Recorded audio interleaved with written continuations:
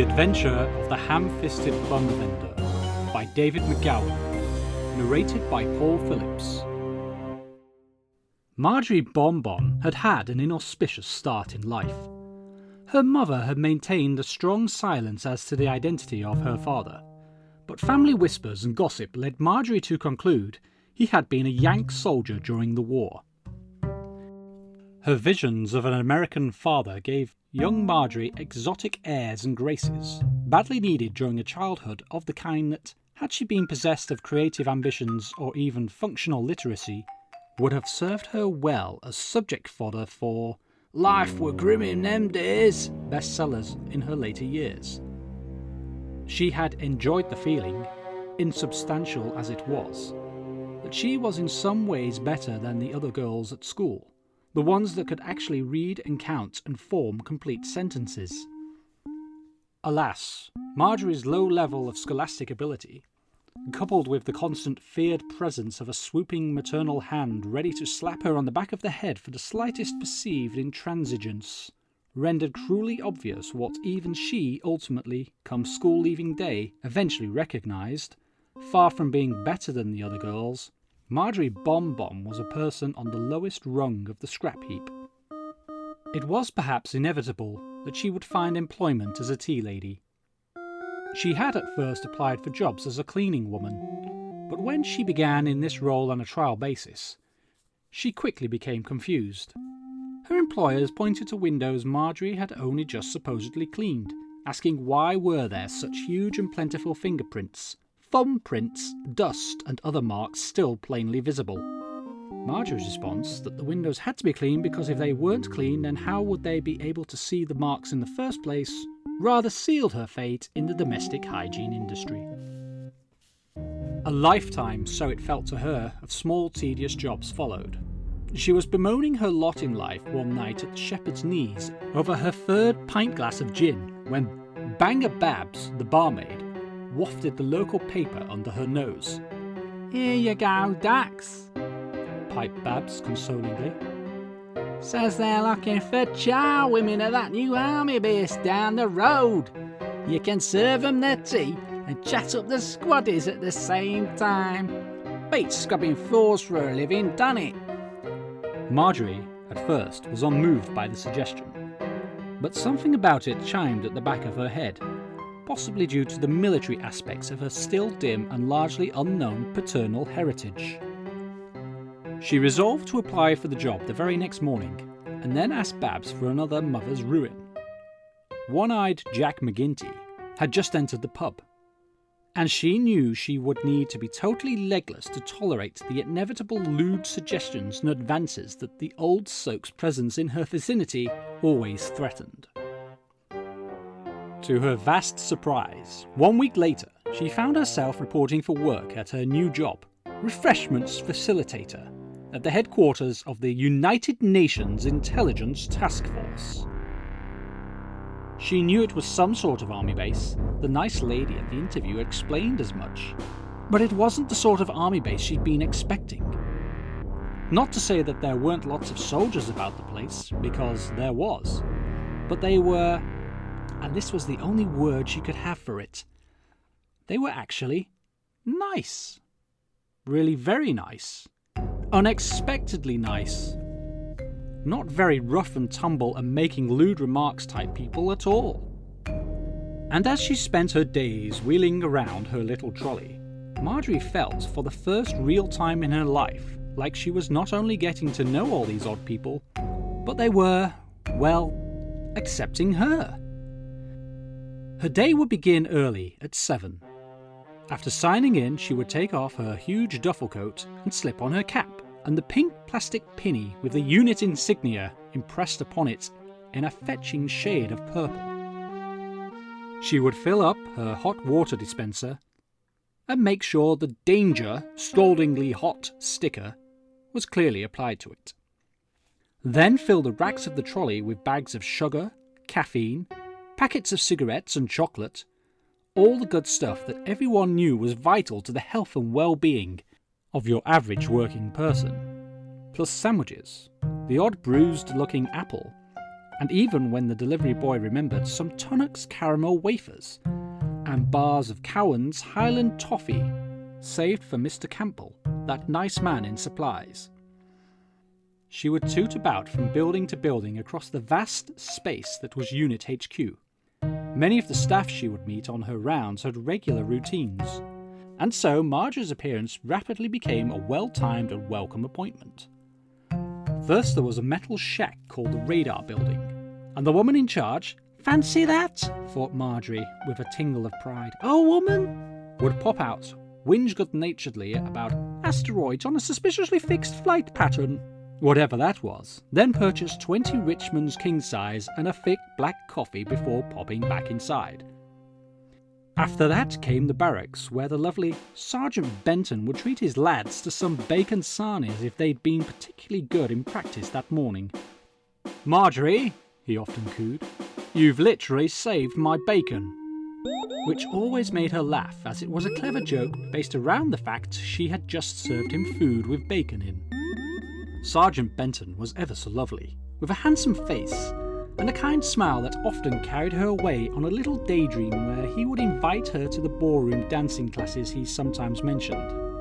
And then she would snap out of it to remember to wheel her trolley off to the next part of the building.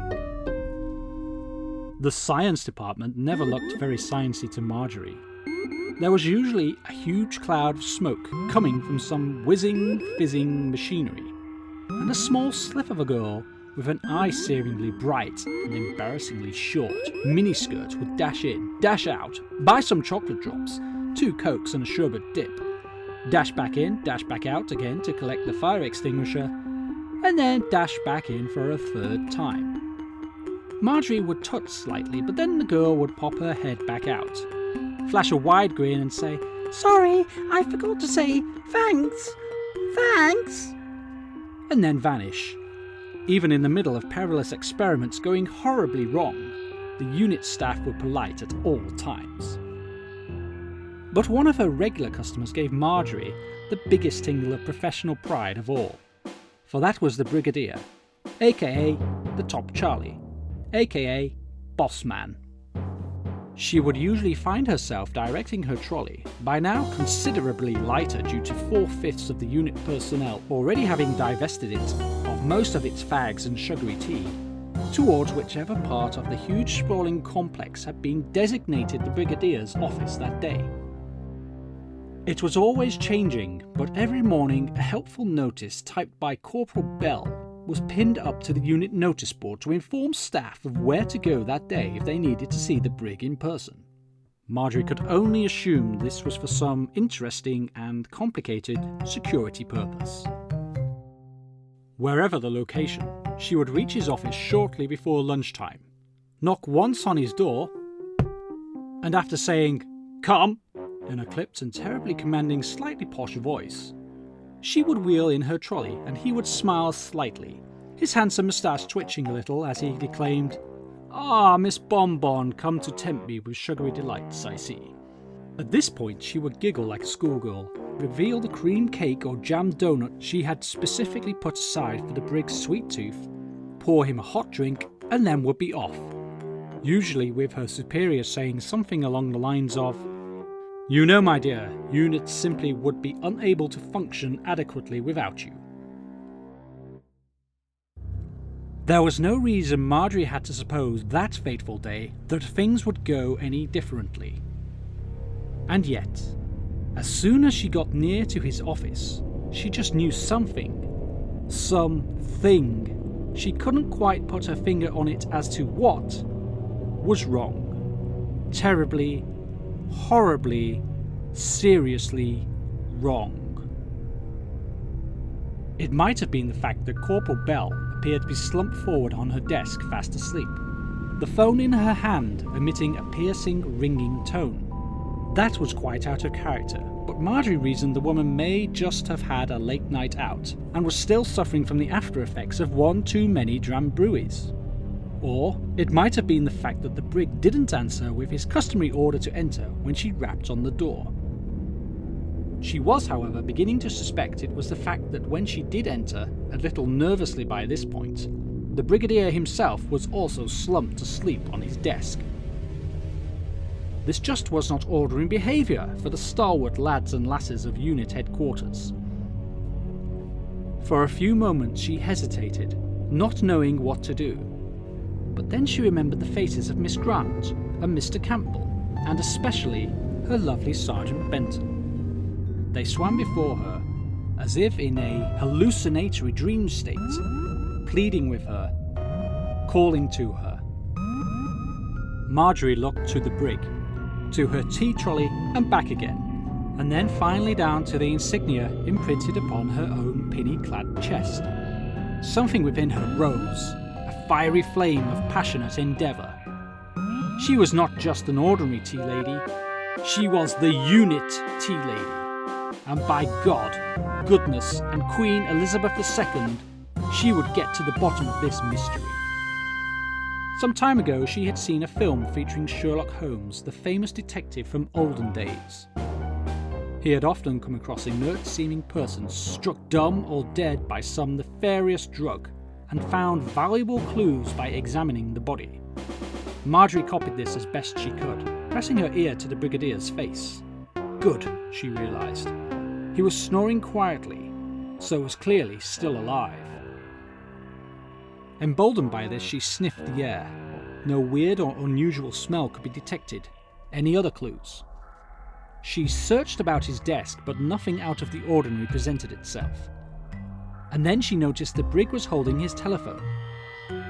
She remembered Corporal Bell, who had also fallen asleep while still on the phone. Could it be? Hesitantly, she picked up the phone and placed the receiver near, but not close to, her own ear. The effect was immediate and devastating. A shrill, piercing electronic burst of noise seemed to be drilling its way into her very brain. Instinctively, she threw the receiver across the room, where it landed with a clatter, dangling from its cord off the side of the brig's desk. Only the fact she had been holding the phone a slight distance from her auditory canal had saved her from the same awful fate. She soon recovered her wits. Yes, it was all falling into place, she thought. They had picked up their phones and been sent this weird sound, which had rendered them all completely helpless. She trembled a little. Had anyone else at HQ received this call? Wheeling her trolley ahead of her, out of sheer force of habit, Marjorie explored the complex. The answer to her internal question was soon found to be yes, everyone. After a cursory search of the entire Unit HQ, Marjorie came to realise she was, through some fluke or quirk of fate, the only member of the entire personnel who, through the peripatetic nature of her beverage and perishables dispensing duties, had not been anywhere near a phone and had therefore not picked one up and been exposed to the horrendous and mysterious effects of this weird, paralysing sound ray. The blips in the radar building blipped unheard. The crash dummies in the vehicle lab went untested. The science department no longer rang with the weird wheezing and groaning sounds that were so customary. All was an eerie blanket of silence. Or at least, all was silent for a short while. For just as Marjorie's brain was trying to formulate the question of who could have done such a thing and why, she heard what could only be described as a metallic splodging coming from a nearby corridor. She nervously peeked round a corner. A huge and towering something was moving toward her. It looked like several large metal filing cabinets of varying dimensions had somehow joined together and decided to start walking about on a weird sort of icky green ooze that was flowing from little nozzles near to where its feet should be. An ooze that was impossibly moving in total accord with the great metal something itself. On top of this assemblage of parts was a red light which was shining like the beacon on a police car. She thought of this as an eye of some kind. At the precise second that Marjorie processed this incredible sight, the being stopped, turned slightly and, with the flapping of one of its arms, beckoned a second and similarly strange being to follow it through the door from outside. There was more than one of them. This could mean only one thing. Aliens from outer space had come to take over the Earth. It was the sort of thing she'd been warned about at the interview, but Marjorie hadn't really been listening. She'd thought it was some kind of test, along the lines of, if the fire alarms went off, what would you do? And now it was actually transpiring. All of a sudden, some of the odd things she'd seen and heard at her time as the U.N.I.T lady were beginning to make sense. Like the time the building seemed to disappear into a black starry void for a few minutes, making her miss her usual bus home. Or the time she was asked by Sergeant Benton to be on the lookout for a trespasser who looked exactly like him, but with a plastic, unreal sheen to his skin. Maybe at this place you just had to take such things in your stride. But all this was academic now, and even Miss Bonbon, untrained as she was for such an eventuality, knew she had to find a hiding place where she could survive these monsters and possibly flee to the authorities. Marjorie ducked for safety in the only place she knew, underneath her trolley. She tossed out a box of biscuits, a couple of chocolate eclairs, and a sack of sugar to make room for her slight, bird-like frame. There she cowered for a few agonizing seconds, trying to stop her plastic unit pinny from squeaking, as the two creatures slowly oozed and splodged and clanged their way up the corridor to within mere millimetres of her trolley. Phase 1 has gone according to all evaluations, said one of the creatures in a deep, echoing voice. All humans successfully incapacitated via neural inhibitor pulse number 2. I would have used number 3 myself, said its fellow. It scrambles their puny humanoid brains completely. Nevertheless, a job well done. Now to absorb the technology for use in Phase 2 of the invasion and conquest master plan. My detector says that weaponry and advanced temporal circuitry is contained in the building immediately adjacent to us. And off they splodged to the science building. Marjorie climbed out from under the trolley. Events were becoming rapidly clear. They wanted something from the unit science boffins. Something they needed before they could be certain of invading the Earth without being nobbled by the Brig and his gang.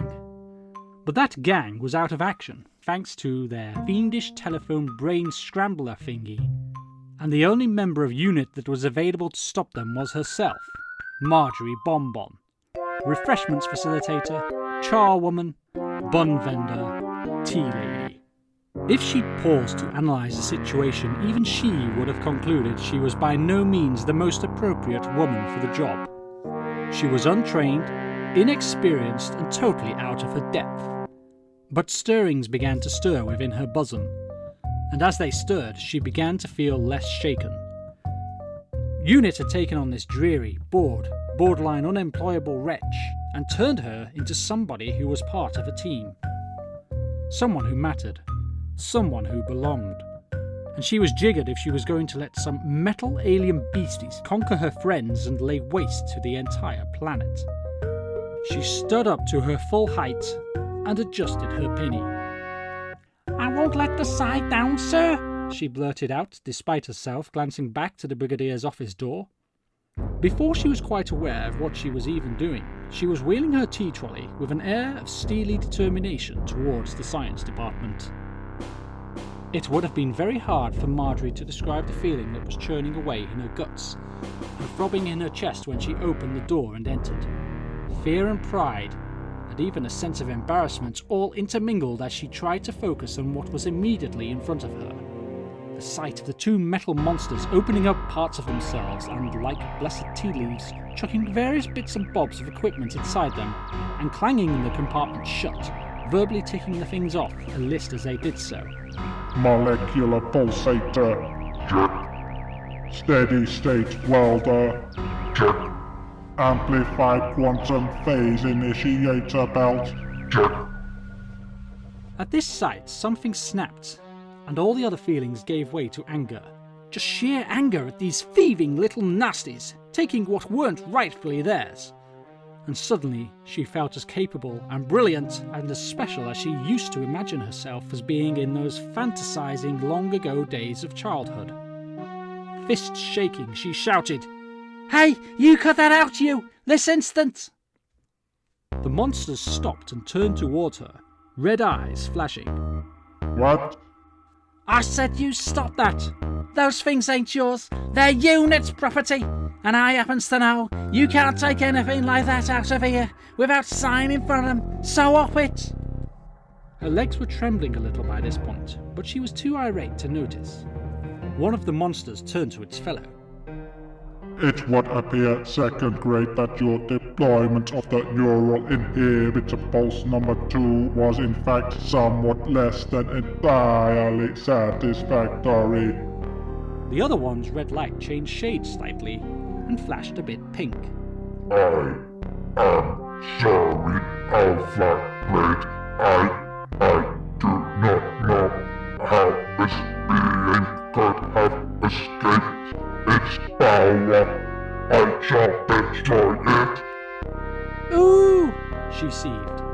I'm an it now, am I? To be destroyed now, am I? Well, if that don't take the bleeding biscuit. You think you can come in here and knock everyone unconscientious and steal stuff and then murder me in cold blood? You're messing with U.N.I.T now, sunshine. Oh no, you don't! This last shout was in response to the pink-lamped monster, which was now moving toward her with a nasty-looking blade emerging threateningly from an open compartment in its chest. From her trolley, she hefted up the hot water dispenser, took aim and pressed down on its operating button with vengeful intent. In a split second, a stream of scaldingly hot water was jetting forth from its nozzle, hitting the alien invader dead on. Have a drink on me? She hooted as the creature was stopped in its tracks, wailing in agony as the burning liquid, which was evidently searing its way through its top 2 or 3 layers of metallic skin. Blimey, she thought privately. That must be hotter than I thought. The second creature, the one that looked as if it was in charge, seemed to be looking about for something, and on a rack on a far wall soon found it. Excellent. It boomed. A particle dispersal cannon. The cannon was well named, and Marjorie gulped involuntarily as the alien removed what looked like a silver rocket launcher with a weird glowing ball at the end and aimed it in her direction. For a few seconds, time seemed to stand still. She raced through her memory of her time at U.N.I.T. What would Sergeant Benton do in this situation? She thought back to seeing him take charge of his lads on an explosives training session in the grounds nearby HQ one day recently, and then the answer came to her. Scrambling madly underneath her trolley, she whisked out a bag of iced buns. Grenades! She cried, and threw the entire bag of buns at the metallic fiend before ducking for cover. Ah! She heard it cry, and a misfiring beam of some weird laser-like energy or something whizzed overhead, narrowly missing her cap. She risked lifting her head over the parapet of her trolley. What she saw astonished her. The buns had evidently been somewhat less than fresh because dents were visible on the villain's metal skin. And what was more, the sticky icing which had covered all of the buns was reacting with the weird slimy substance on which it moved, creating a sugary, treacle-like mass, which, despite the alien's apparent attempts to retreat, was rendering such an escape impossible. The resulting effect was a pile of irate filing cabinets dancing madly with its feet rooted to the spot, as if it were a groovy secretary having a quick lunchtime boogie down the Liverpool cavern, with a similar pile of metal boxes groaning and writhing on the floor nearby, as boiling water ate its way through them at a shocking rate of speed. Marjorie risked a little skip of joy. Confound you, human wretch! Boomed the lead alien vaingloriously, its red lamp now flashing between pink, green, purple and blue, in what she could only take to be an extraterrestrial equivalent of a fit of pique. You have cost me my victory. That, sir, will be quite enough out of you. Marjorie whirled round in reaction to the voice coming from the doors. She clapped her hands together with delight. It was none other than the Brigadier himself. Stepping over the felled invader deftly, and covering the second invader with his service revolver all the while, the Brigadier attended to Marjorie. A quizzical look flitted very briefly over his features as he said, "I would ask if you were all right, but it appears as if you've coped with this state of affairs admirably. Thank heavens you're one member of U.N.I.T not caught napping." Alarms began sounding through the building. Evidently, the would-be invader's knockout signal was wearing off. Corporal Bell came running through the doors. Brigadier, what is... Good heavens! At that exact moment, both of the aliens gave a last clattering, blobby cry of frustration or pain and gave up the ghost, collapsing into inert heaps. Either they had died, or their inner intelligence had been beamed out of their bodies and out to a point who knew where in the outer cosmos. U.N.I.T HQ, and indeed the whole planet, was now safe. "Not to worry, Corporal," said the brig cheerfully. "As you can see, Miss Bonbon has the entire situation under control. You'd better get Sergeant Benter to round up this bunch of scrap metal and chewing gum. Oh, and if you can rouse our scientific advisor, Miss Grant, I want a complete report on any equipment that may have been stolen." Very good, sir. "And as for you, Miss Bonbon," he put away his revolver and smiled warmly at her, "I shall be putting you in for a commendation. In the face of adversity, you have shown initiative, courage, and good thinking. I wish I had a dozen more men like you." Marjorie felt herself ballooning with pride. Adjusting her pinion cap, it was all she could do to avoid involuntarily giving a curtsy. Just wait until she was next in the shepherd's knees. They wouldn't believe half of what she would have to say, even if she was allowed to reveal all the facts. But it wouldn't be breaking the official secret's hat, the cap the brig wore, which was mentioned at the job interview, to mention she'd been given an official commendation. She could just see Bab's look of admiration. And if those slimy, wandering hands of one-eyed Jack McGinty dared so much as hover towards her in the future, Miss Marjorie Bonbon knew how to deal with the likes of him. Oh yes, sir, she thought. From this moment on, the world better watch out, because she was the U.N.I.T tea lady. And with her last breath, she would always, she swore, be there to defend it.